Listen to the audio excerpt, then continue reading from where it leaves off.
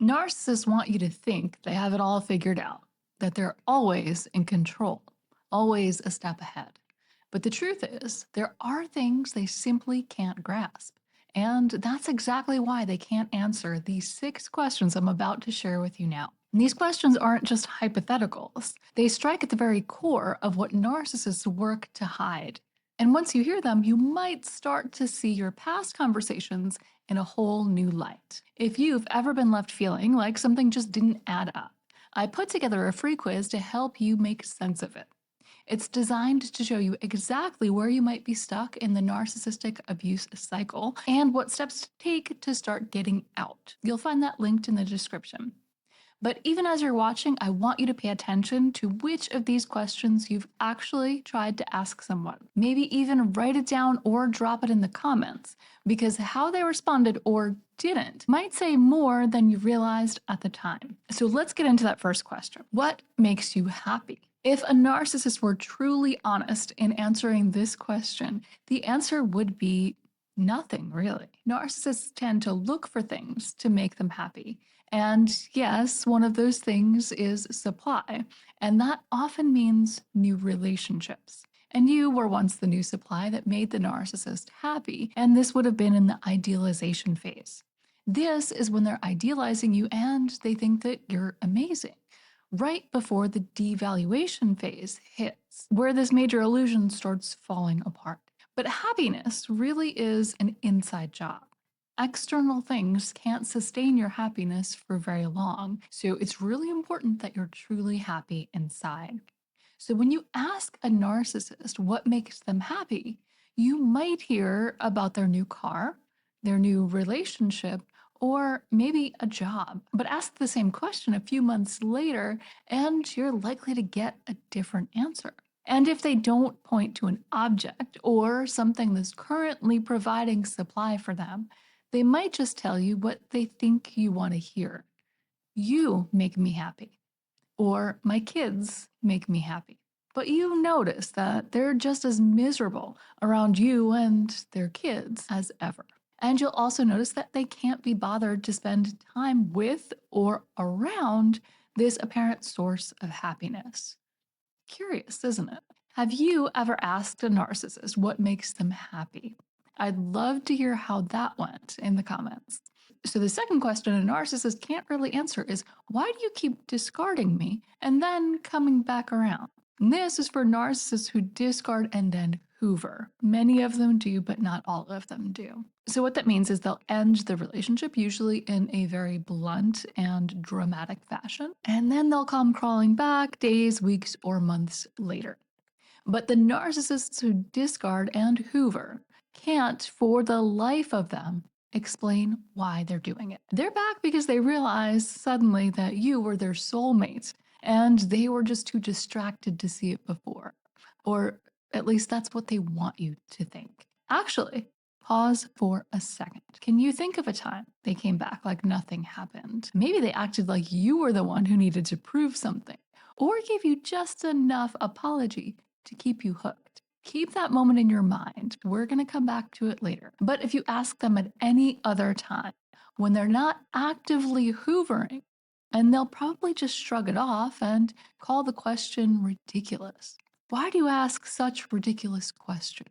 Or, and this is common, they'll blame it on you. And so if they were honest, they'd say something like, you know what, I really want to be with you, but I just can't stand when you hold me accountable. So whatever answer they're giving you gives the impression that they're really trying so hard, but it's not working because there's something wrong with you. And if you've been here, please understand there is nothing wrong with you.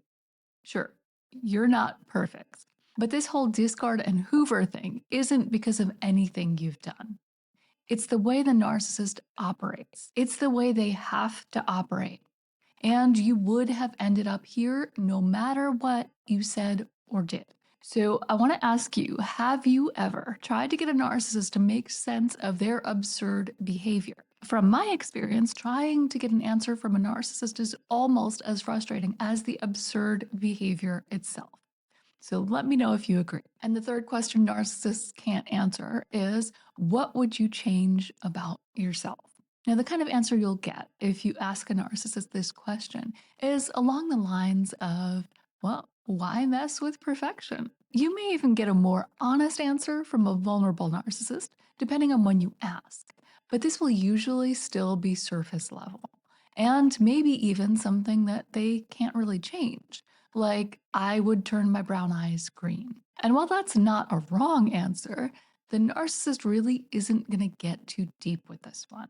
So, another question that a narcissist can't answer is, why do you deserve this thing that you seem to feel entitled to? And they don't have an answer because there really is no answer. To them, they just deserve it because they do. And that right there is called a logical fallacy. And if you want to learn more about that and other tactics they use to avoid accountability, watch the video that I'm going to pop into the card here. So you ask a narcissist why they're entitled to something, and it's just, they just are, right? Just because they are. But if somebody actually feels entitled to something because they've earned it, they will have an answer. So they might say, I feel entitled to this promotion because I worked so hard to get where I am. Or I made a whole bunch of money for this company and I deserve a little bit of a raise. But much of the time, narcissists don't have a whole lot to back up their entitlement. So they might say, oh, yeah, I worked really hard or something like that. But maybe it's not actually true. A lot of times when you're dealing with this narcissistic entitlement, that is really just entitlement for the sake of entitlement, because they actually believe that by nature of who they are and their greatness, they are entitled to all sorts of things. And the work example, it's just an example. Some narcissists value work and making money above all, and they can be very successful. But make no mistake about it, they still feel entitled to things they don't fully deserve in other areas. In fact, they may even think that because they're so successful in work or in business, that they're entitled to things in every other area of their life. But unfortunately, it doesn't usually work that way. So, another question that is very difficult, if not impossible, for a narcissist to answer is, what is love? Or another variation is, why do you love me? What do you love about me? It's a very difficult question for a narcissist to answer because they don't really have an understanding of love. They often confuse lust with love, and they definitely confuse infatuation with love.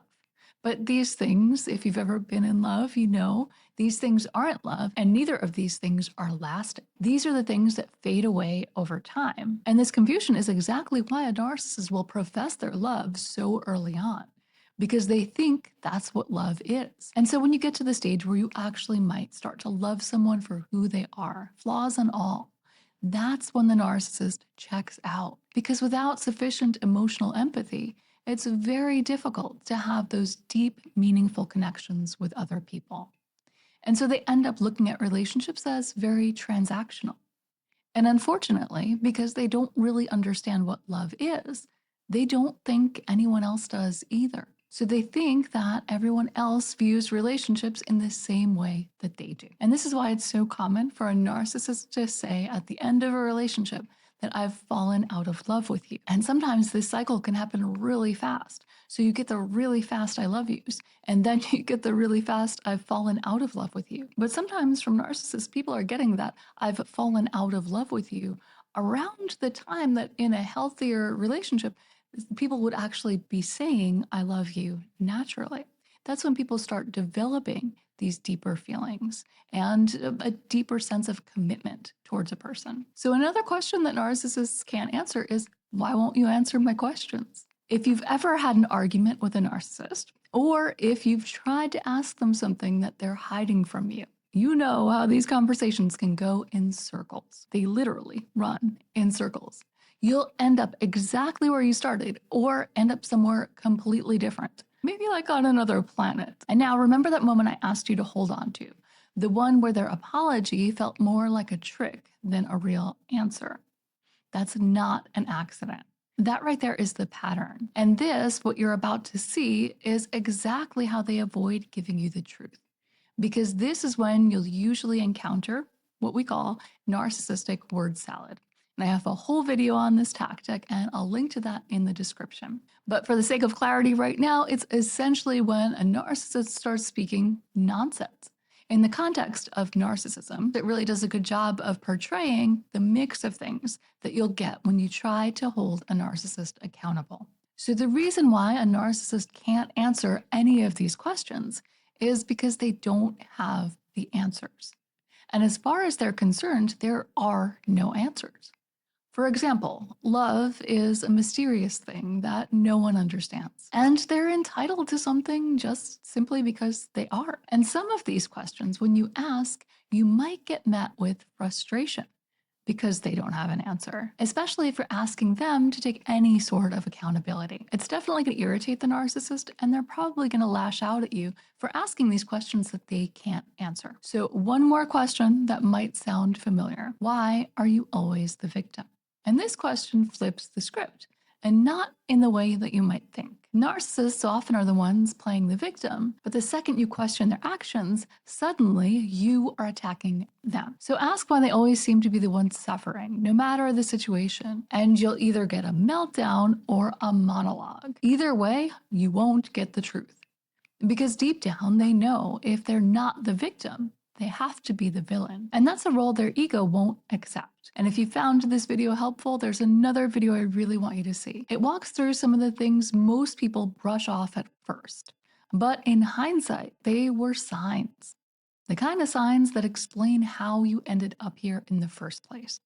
I'll link to that right here for you.